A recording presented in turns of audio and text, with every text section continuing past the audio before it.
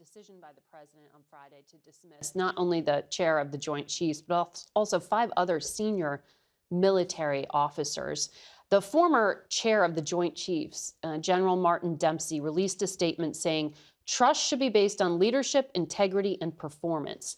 To relieve a senior officer, not for a lack of one of those qualities, but for a real or perceived disagreement in their beliefs, harmfully politicizes the military profession."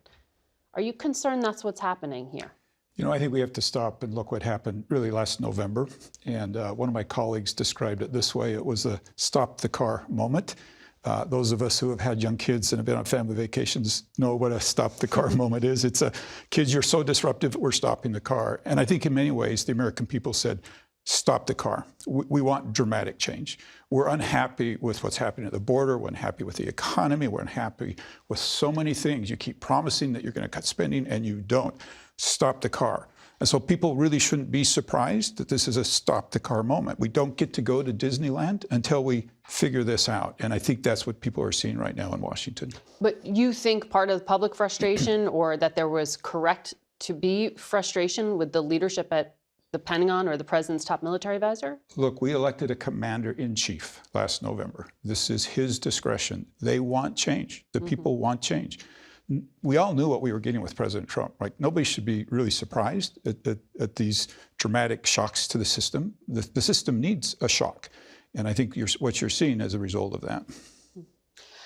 There is concern, though, at a time of geopolitical risk, as our Pentagon correspondent was suggesting there, that carrying the institutional knowledge with you through a transition, we're still at the beginning of the Trump administration, certainly, that there could be a hiccup there or some complication. Lieutenant General Kane is a 3-star. He's retired. It's not clear if he needs a congressional waiver or not to take this job because he didn't run a combatant command. Do you know how complicated it will be to get him in place, or how long? Yeah, I don't, and I'm not overly worried about that. Okay. I'll come back to this. American people have asked for change. They've lost confidence in so many things. They want to see dramatic change. That was a stop the car moment, and what happened at the Pentagon was a stop the car moment. Let's make some change. We've tried subtle changes. We've tried the easy changes. We've tried working around the edges. And I think the American people are saying, it didn't work. Let's do something more dramatic. Well, we've certainly seen dramatic. You had the video at the Conservative Political Action Committee of Elon Musk wielding this shiny chainsaw. It's celebrating this Department of Government efficiency idea. Yesterday, federal employees also received an email, I'm sure you've heard, telling them to reply by midnight Monday to a message with 5 bullet points of what they accomplished in the last week. Elon Musk tweeted, failure to do so would result in firing. Utah has 33,000 federal employees. Is that how they should be treated? So listen, let's go back to $36,000 trillion of debt, and we have to do something dramatic.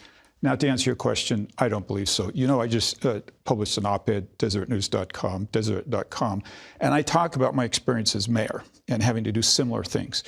If I could say one thing to Elon Musk, it's like, please put a dose of compassion in this. These are real people. These are real lives. These are mortgages. It's a false narrative to say we have to cut and you have to be cruel to do it as well. We can do both. Well, it's not just about efficiency, though. I mean, the president himself has characterized this as getting rid of bad people.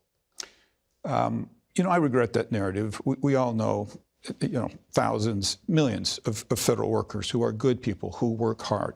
But the reality of it is we have 3 million federal workers. Not all of them do. Many aren't coming to work. In my business— Working from home, you mean? Working from home. Let's hope they're working from home. We don't know. That's why the email. What are you doing? It's not unusual in a corporate setting to have people report and explain what they're doing, especially if they're working from home. So I don't think this is a request that is that difficult. I would ask my employees to let me know what they're doing. But I will double down on the fact of we don't need to be so cold and hard, and let's put a little compassion and, quite frankly, dignity in this as well. Right. And in that op-ed, you said sometimes it is the worst day of someone's life. It is. to receive a notice like Yeah, this. going back to my experience as mayor, we did have to let some people go. We did a lot through attrition, but every single person we let go, I met with personally. I looked them in the eye. I told them why we had to do it. How can we then help you transition to the next thing? We can do both things.